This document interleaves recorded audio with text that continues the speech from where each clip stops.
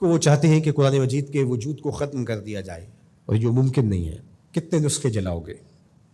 اس کتاب کو ختم نہیں کر سکتے۔ اگر تم قرآن مجید پر پابندی بھی عائد کر دو، جس طرح ما وراء النہر کی ان ریاستوں میں ہوا تھا، قرآن مجید پہ پابندی تھی، کوئی گھر میں قرآن نہیں رکھ سکتا تھا، پکڑا جائے تو اس کا گھر گرا دیا جاتا تھا۔ لیکن جب یہ ریاستیں آزاد ہوئیں اور یہاں سے لوگ قرآن مجید لے کر وہاں گئے، وہ قرآن اٹھاتے تھے، چنتے تھے، روتے تھے اور کھولتے تھے، چنتے، پڑھنا نہیں آتا تھا، اور جب یہاں سے گیا ہوا کوئی شخص ایک آیت پڑھتا تو وہ آگے پڑھنے لگ جاتے۔ تو انہیں کہا جاتا تمہیں تو پڑھنا نہیں آتا، تم زبانی پڑھ رہے ہو۔ کہا کہ ہمارے پاس قرآن مجید کا نسخہ تو موجود نہیں ہے، لیکن ہماری ماؤں نے ہمیں قرآن یاد کروایا ہوا ہے۔ قرآن مجید کا مقابلہ ممکن نہیں ہے۔ یہ ہارے ہوئے لوگ ہیں جو نسخہ کتاب رحمت قرآن مجید کو آگ لگا کر اپنے خود سے باطنی کا اظہار کر رہے ہیں۔ اس سے کتاب رحمت کی عظمت پر کوئی فرق نہیں آئے گا۔ اس کتاب رحمت کو کائنات سے محو نہیں کیا جا سکتا، سینوں سے، دلوں سے، دماغوں سے، روحوں سے۔ اور اللہ تعالیٰ نے قرآن مجید کی حفاظت کا جو ذمہ اپنے ذمہ کرم پہ لیا ہوا ہے، کس طرح اس کتاب کو محو کیا جا سکتا ہے، اس کو مٹایا جا سکتا ہے۔ یہ ہدایت کا سرچشمہ، یہ نور و نکہت کا روشن حوالہ، یہ اجالوں کا نقیب، یہ منور اور تاباں کتاب۔ میں یہ بھی سوچتا ہوں کہ لوگ لوگوں سے ڈرتے ہیں۔ یہ کیسی قوم ہے جو کتاب سے ڈرتی ہے؟ تو کچھ ہے نا کتاب میں جس وجہ سے یہ ایک کتاب سے ڈر رہے ہیں۔ اقبال نے کہا تھا کتاب زندہ قرآن حکیم، حکمت او لا یزال است قدیم۔ یہ زندہ کتاب ہے۔ آپ اگر مجھے معافی دیں، یہ امت تو مردہ ہو سکتی ہے لیکن کتاب مردہ نہیں ہو سکتی۔ اس وقت امت مردہ ہے، مردہ زائن از بطون امہات۔ اقبال نے تو یہاں کہا تھا کہ آگے جو پیدا بھی ہو رہے ہیں وہ بھی مردہ پیدا ہو رہے ہیں ماؤں کے پیٹوں سے۔ یہ امت مردہ ہے اس وقت، تبھی یہ ہوا ہے۔ زندہ قوموں کے ساتھ ایسے نہیں ہوتا۔ لیکن کتاب مردہ نہیں ہے، کتاب زندہ ہے۔ ہمارے اندر اگر زندگی کی کہیں کوئی رمق موجود ہے تو وہ اس کتاب کی وجہ سے یا زندہ رسول کی وجہ سے، ورنہ ہم اپنا وجود ختم کر چکے ہوتے۔ یہ کتاب ہمیں مرنے نہیں دیتی، اس نے ہمیں زندہ رکھا ہوا ہے۔ پوری دنیا کفر کو اس کتاب نے سیخ پا کر دیا، اور یہ اپنے پارلیمنٹ کے اندر ہاتھ میں اٹھا کہتے ہیں اس کتاب کے ہوتے ہوئے مسلمانوں کو نہیں مٹا سکتے۔ تو اس کا مطلب یہ ہوا کہ تم مسلمانوں کو مٹا نہیں سکتے، چونکہ اس کتاب کی حفاظت اللہ نے اپنے ذمہ کرم پہ لی ہوئی ہے۔ اس کتاب کو تم مٹا نہیں سکتے، اللہ مٹنے نہیں دے گا۔ تو جب اس کتاب کو تم نہیں مٹا سکتے تو اسلام کو بھی نہیں مٹا سکتے۔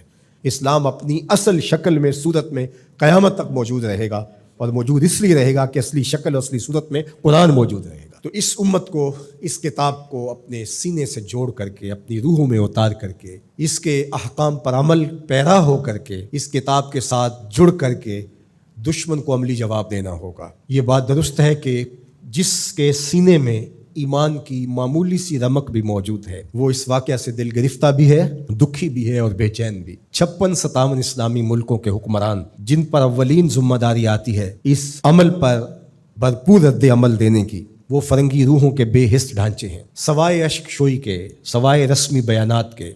باقی ان سے کسی عمل کی توقع کرنا عبث ہے، فضول ہے۔ اس وقت عالم کفر جس طرح متحد ہے، عالم اسلام اس ایجنڈے پہ متحد نہیں ہے۔ یہ واقعات امت کو دوبارہ کھڑا کرنے کے لیے کافی تھے۔ جب 2006-07 میں جب یہ تسلسل کے ساتھ سب سے پہلے باقاعدہ ہوا تھا، ویسے تو یہ عرصہ ہائے دراز سے یہ سلسلے چل رہے ہیں، تو اس وقت میں بڑا پر امید تھا۔ جس طرح لوگ ایک دم سڑکوں پہ نکل آئے، مجھے لگتا تھا کہ جو اقبال نے کہا تھا مسلمان کو مسلمان کر دیا طوفان مغرب نے، تلاتم ہائے دریا ہی سے ہے گوہر کی سیرابی، کہ طوفان مغرب نے مسلمان کو مسلمان کر دیا ہے۔ رد عمل کے طور پہ یہ جڑ جائیں گے اور سب کچھ ہوگا، لیکن چند دنوں کے بعد وہی کچھ تھا جو ماضی میں تھا، کوئی فرق نہیں تھا۔ ایک ہنگامہ بپا ہوا، لوگ سڑکوں پہ آئے، نعرے لگائے، اور انہیں لگا کہ ہم نے اپنے جذبات کی تسکین کر لی ہے اور ٹھنڈے ہو کے گھر بیٹھ گئے۔